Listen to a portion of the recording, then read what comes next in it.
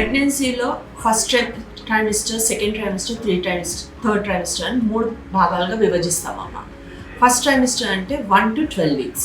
1 to 12 weeksలో నార్మల్గా మదర్స్కి ఆహారం మీద పెద్ద కాన్సన్ట్రేట్ చేయలేకపోతారు, వాంతులు ఇవితోనే ఉంటాయి. సో ఆమెకు కుక్కి ఫోర్స్ఫుల్గా ఫుడ్ పెట్టాల్సిన అవసరం లేదు.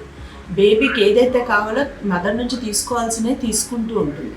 దాంతోపాటు వీలైనంత వరకు ఎక్స్ట్రా పోషక ఆహారం ఇవ్వాలి అంటే fish is always good food అని అంటారు.